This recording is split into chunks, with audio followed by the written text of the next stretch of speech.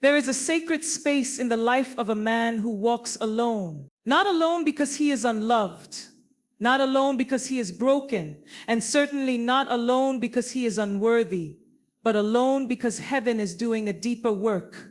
There is something profoundly divine about the season where a man is without a romantic partner. It is a hidden chamber of preparation, a holy appointment with self, with purpose, and with God. And too often, society rushes to label that man. They say he must be strange. They say he must be undesirable. They assume loneliness when it is solitude. They assume absence when it is actually presence, God's presence. This message is not about pity. It's not about the pressure to perform or the rush to partner up, because culture says that validation comes through romance.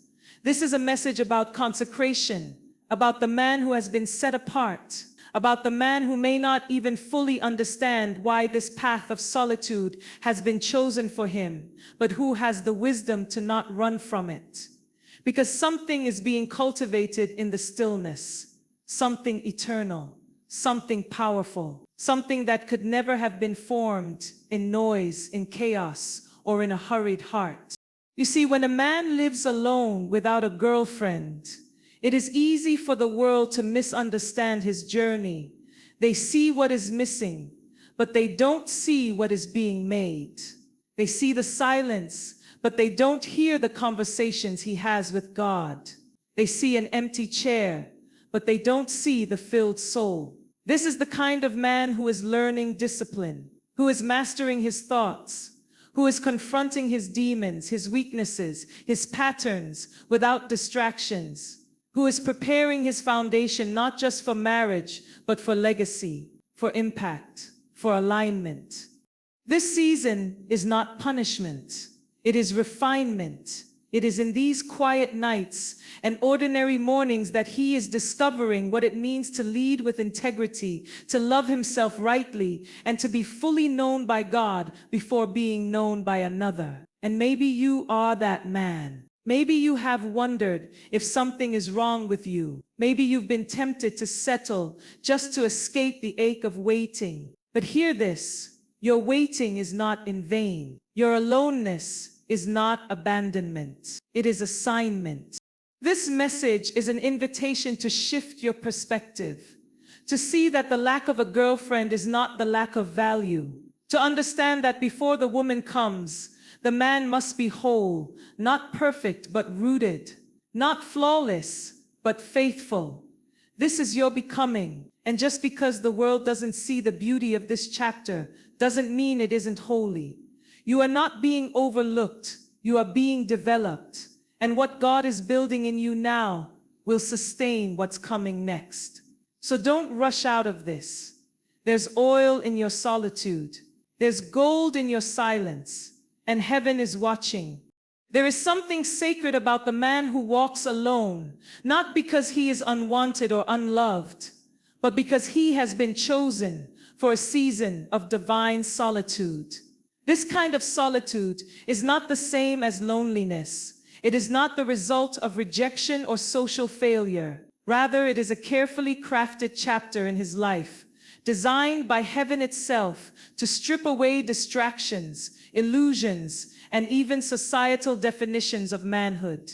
In this space of silence and stillness, a man is confronted with the core of his being. It is here that he learns to become intimate with the voice of God, not through others, not through the noise of validation, but through the echo of his own soul when it is still enough to listen.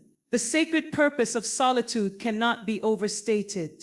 It is the ground where authenticity is born, where clarity is sharpened, and where divine vision is implanted.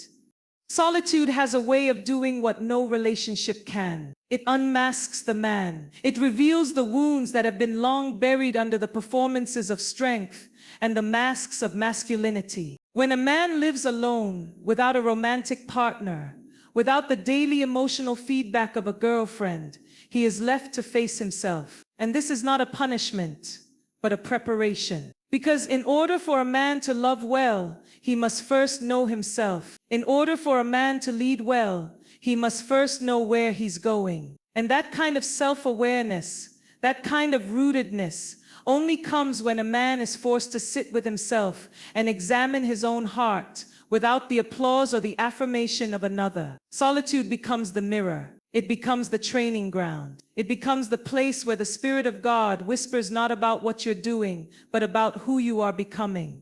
There is a misconception that something is broken when a man is alone, that perhaps he is undesirable, emotionally unavailable, or incapable of maintaining a relationship. But that's the world's lens. The truth is, he might be unavailable not because he lacks capacity, but because heaven is protecting his calling. Sometimes God will not allow certain connections to form because they would interrupt the formation of character. Sometimes solitude is the shield, not from love, but from premature attachments that would stunt his growth. The sacred purpose of solitude is to ensure that what's being built inside him is not dependent on applause, attention, or affection. It ensures that the man who emerges from this season is not desperate for a partner, but ready for a purpose-aligned connection. In this sacred solitude, a man finds his rhythm. He builds habits that no longer serve his ego, but serve his calling. He becomes sensitive to the Spirit, disciplined in his emotions, and anchored in truth.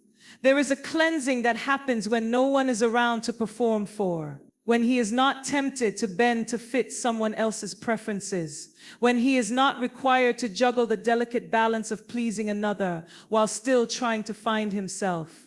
It is in this space that he is emptied of false identities, emptied of ego, emptied of noise. And in the emptiness, heaven pours in the true oil, purpose, identity, vision, and spiritual stamina. Many men fear solitude because they've never seen it modeled as something holy. They've been taught that real manhood is measured by how many women want them or how quickly they can settle down. But heaven is not interested in rushed relationships. It is interested in righteous assignments. A man who learns to honor solitude will eventually become a man who attracts wholeness, because he is not coming from a place of lack. He is coming from a place of overflow. The sacredness of this season makes him dangerous, not in the worldly sense, but in the spiritual sense. Dangerous to mediocrity, dangerous to dysfunction, dangerous to anything that would try to tempt him away from who he truly is. It is easy to dismiss this man, to overlook him, to assume his life is missing something. But often, the ones who are hidden are the ones God is trusting with the deepest revelations. His aloneness is not a gap, it's a gate, a divine door to greater authority, greater discernment, and greater alignment. He is being trained in the silence so that when he speaks, heaven echoes. He is being matured in obscurity so that when he is revealed, he will not crumble under pressure. This is the sacred purpose of solitude, not to isolate him, but to incubate him, not to deny him love, but to prepare him for a love that is not built on emotional dependency, but on mutual wholeness. So if you are that man, or if you know that man, do not mourn the solitude. Do not rush it. Do not view it as a detour. It is a design. And what comes out of this sacred season will not just be a man who is ready to love, but a man who is ready to lead, to cover, to protect, and to build. A man who has been forged in the quiet and will be trusted in the spotlight. A man whose identity was not shaped by culture, but by the Creator himself. In a world driven by appearances and obsessed with milestones, the man who does not have a girlfriend often finds himself at the receiving end of silent judgment. Society has created a script, and anyone who dares to live outside its rigid timeline becomes the subject of suspicion or concern. A man alone is seen as incomplete, as though the absence of a romantic relationship somehow diminishes his worth or questions his masculinity. There is a cultural pressure that weighs heavily on the shoulders of men, one that subtly whispers that to be desirable is to be chosen, and to be chosen is to be validated. This lie wraps itself around their identity, convincing them that their value is not found in their purpose, their vision, or their inner growth, but in who they are attached to. And that is where the deception begins. This pressure is especially destructive because it often operates in silence. It doesn't scream, but it suggests. It doesn't force, but it nudges. It shows up in family gatherings where well-meaning relatives ask, "When are you going to find someone?" It surfaces in conversations with friends who can't seem to understand how a man could be content without a partner. It seeps into social media, where endless pictures of couples, engagements, and anniversaries create the illusion that partnership equals progress and that being alone equals stagnation. But what if that man is not behind? What if he's actually ahead because he has chosen to build himself before being built by external expectations? The pressure to find a girlfriend can lead many men to step into relationships, not from a place of readiness, but from a place of fear. Fear of being left behind. Fear of looking inadequate. Fear of disappointing those around them. And when fear leads, dysfunction follows. Relationships birthed from insecurity often become burdens instead of blessings. They become places of escape rather than places of truth. A man who partners prematurely may end up performing for love rather than living from love. He becomes more concerned with being chosen than being aligned. And what is the cost? His peace, his clarity, his identity. But there is another way. A higher way, a way that rejects the pressure and embraces the process. A man who understands his season will not let culture dictate his timeline. He knows that love is not a trophy to display, but a covenant to steward. He is not obsessed with performing for the world's approval because he is anchored in the knowledge that the one who walks with God is never walking alone. When a man steps out of the world's system of validation, he steps into heaven's rhythm of preparation. He no longer sees himself as less than because he is single. He sees himself as being set apart for something greater than surface-level connection. He is being molded for a union that will not just look good, but will carry divine purpose. Rejecting societal pressure is not always easy. It requires a man to confront the areas of his heart that crave attention and applause. It demands honesty. It demands courage. Because there will be moments when even he questions his journey. There will be nights when the silence feels louder than the peace. There will be times when he wonders if he's missing out. But even in those moments, there is an invitation to trust the God who sees what the world overlooks. To believe that timing is not just about finding someone, but about becoming someone. This rejection of pressure doesn't mean he becomes indifferent to love. It doesn't mean he shuts down emotionally or becomes cold and distant. On the contrary, it means he refuses to counterfeit intimacy just to fit in. It means he values his emotional energy enough to wait for a connection that mirrors the depth of what he's carrying. He knows his calling is too sacred to be compromised by convenience. He knows his peace is too precious to be traded for public approval. And so he waits not passively, but purposefully. He builds, he learns, he grows, and he becomes. And the fruit of this kind of waiting is lasting. Because when he eventually steps into a relationship, it will not be to escape loneliness, but to fulfill purpose. He will not come empty, seeking someone to complete him, but whole, ready to complement and cover. His love will not be reactive, born out of desperation, but intentional, flowing from a place of identity and inner strength. This is the man who becomes a blessing instead of a burden. This is the man who brings peace, not chaos, vision, not confusion, stability, not insecurity. So if you are that man, or if you are tempted to measure your worth by the presence of a partner, pause, breathe, and remember that pressure is not your portion. You are not called to rush. You are called to rise. Your journey is not behind schedule. It is on divine time. Do not bow to culture's calendar. heaven is not late.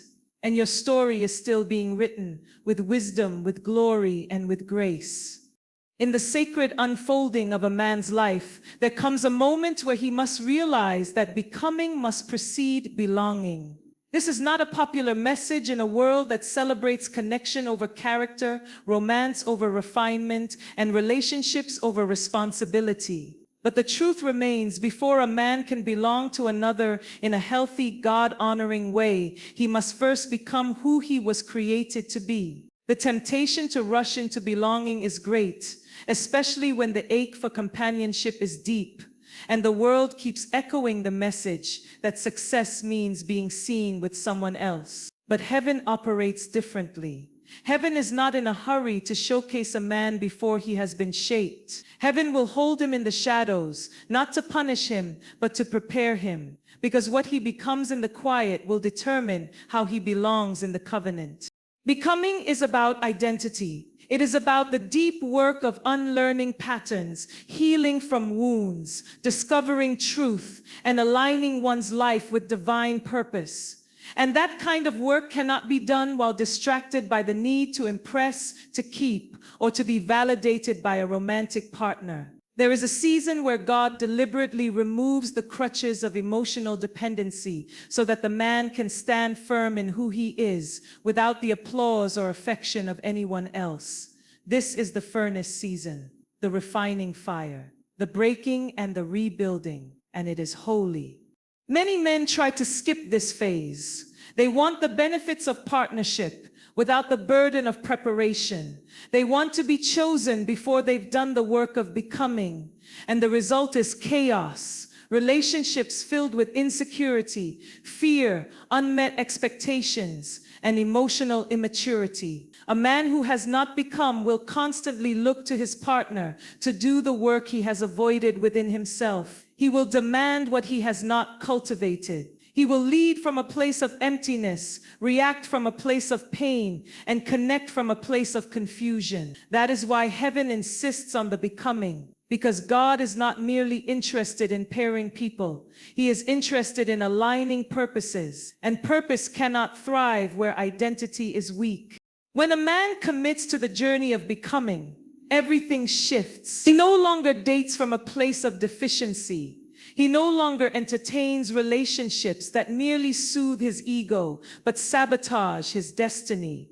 He becomes discerning, wise, and intentional. His standards rise not from pride, but from purpose. He knows what he carries. He understands his assignment, and he is unwilling to dilute his life just to escape a temporary ache.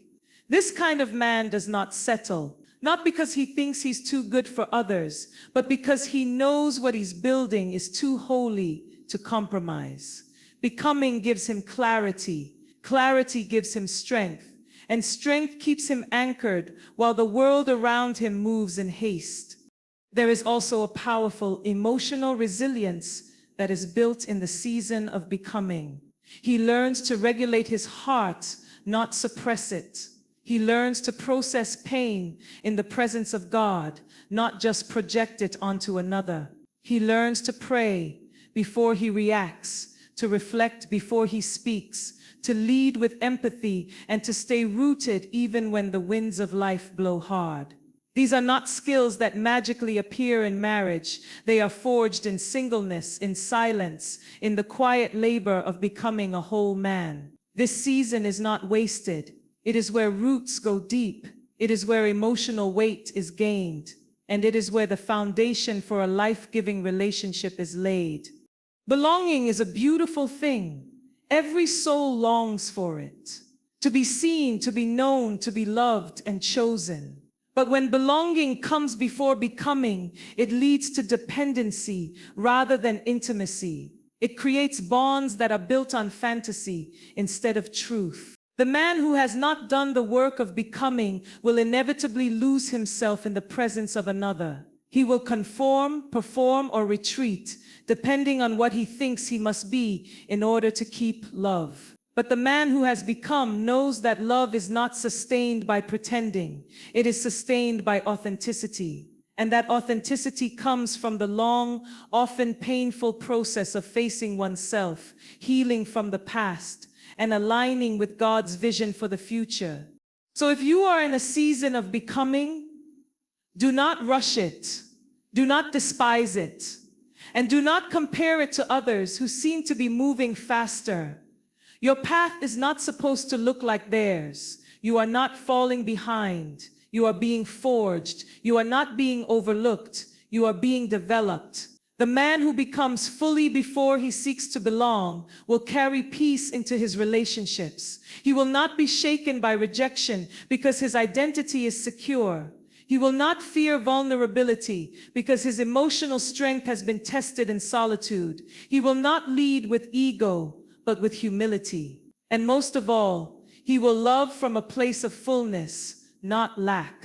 This is the power of becoming before belonging. It is the divine sequence that builds men who can carry covenant, protect peace, and honor love. Because when a man has become all that God intended him to be, he no longer searches for someone to fill a gap.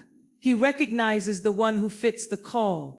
There is a hidden furnace in the life of a man who is not yet seen, not yet celebrated, and not yet chosen in the eyes of the world.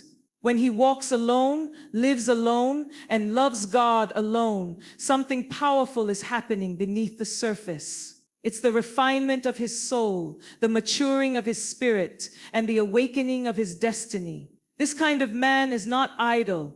He is not forgotten. He is in process. He is in the workshop of heaven, being prepared for something far beyond the fleeting affirmation of man. While others may misinterpret his silence, heaven understands his season. This is a divine pause, a sacred stretch of time where God is removing what is weak, purifying what is impure, and strengthening what must be unshakable. The man who is hidden is not being punished. He is being refined.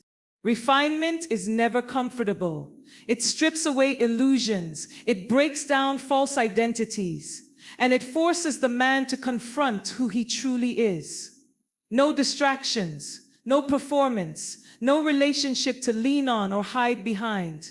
Just him, his thoughts, his past, his pain, his future, and the voice of God. This is the wilderness where character is forged. This is the place where habits are broken and remade. This is where the fire touches the heart and burns away everything that cannot go into the next season. And although it often feels lonely, it is in this season that the man learns to walk closely with the Lord. He is no longer led by the world's timeline or social expectations. He is led by fire and cloud, just as the Israelites were in the wilderness. It's not about being impressive to people. It's about being obedient to God. The refining process also exposes the deep places within the man that have been neglected or hidden. It brings to the surface his insecurities, his fears, his pride, his wounds, not to shame him, but to heal him. Because God cannot bless what a man continues to pretend does not exist. This is why refinement is holy. It calls a man into honesty. A man cannot carry purpose if he refuses to carry truth. And in this refining fire, God speaks not only correction, but affirmation. He speaks vision into the ashes. He reminds the man of who he is, not based on performance, but based on divine design. He teaches him to hear, not just with his ears, but with his spirit. To move, not just with logic, but with discernment. These are things no girlfriend can give him. These are the things only solitude and spiritual refinement can produce. There's a certain weight of responsibility that comes with calling. A man who will be trusted with influence, family, legacy, and kingdom assignments must be forged to carry it. That weight will crush an unrefined man. It will drown him in insecurity, in fear, in compromise. But when God refines a man in hidden seasons, he teaches him how to bear the weight of glory without buckling under the pressure of visibility. This man will not be seduced by applause or titles because he knows what it cost him to become. He knows the long nights of prayer, the internal wrestling, the tears that no one saw, and the sacrifices he made in the secret place. That is why refined men are dangerous to the kingdom of darkness. They are not impressed by shallow success. They are rooted, they are steady, and they are pure in heart. This refining season also teaches a man to love without possession, to serve without needing recognition, to give without manipulation, to stay when it's hard and leave when God says so, even if it hurts. It builds in him a resilience that cannot be manufactured. It teaches him to live by principle, not impulse. And perhaps most importantly, it instills in him the humility to realize he cannot do anything without the grace of God, that everything good in him was produced in the fire, that he is not wise because of his education or status, but because of the still small voice he learned to obey in the quiet. These are the inner riches that refinement produces. They are invisible to the world, but priceless to heaven. Eventually, the man who has been refined will be revealed. God does not refine for the sake of hiding forever, but when he reveals what he has refined, it is always on purpose, it is always on time, and it is always for impact. So if you are in this season, do not despise it. Do not rush to escape it. Do not compare your journey to those who seem ahead. Trust the process. Trust the fire. Trust the silence. God is doing a deep work in you. He is forming a man who can love deeply, lead wisely, give sacrificially, and walk boldly. He is not just preparing you for partnership. He is preparing you for purpose. And what comes out of this refining fire will be gold. Not flashy, not hollow, but pure, weighty, and ready. There is a divine assignment hidden in the waiting, a sacred calling that is often overlooked, dismissed, or misunderstood. When a man finds himself in a season without a romantic partner, without someone to share his life with intimately, the world is quick to label it as lack. People assume something is missing, something is broken, or something has gone wrong. But what if this is exactly right? What if this is not a delay, but a divine strategy? What if the waiting is not a punishment, but a mission cloaked in stillness? What if the absence of a girlfriend is actually a sign that heaven is doing something so significant in the unseen realm that it cannot be rushed or interrupted by emotional distractions? This is where the man must learn to discern the difference between isolation and assignment. Waiting seasons are often uncomfortable, not because they are unproductive, but because they confront everything inside us that seeks quick results and external validation. The man who embraces his waiting as an assignment begins to see it differently. He no longer views it as empty time, but as sacred preparation. He starts to ask not, when will someone come, but what am I supposed to build right now?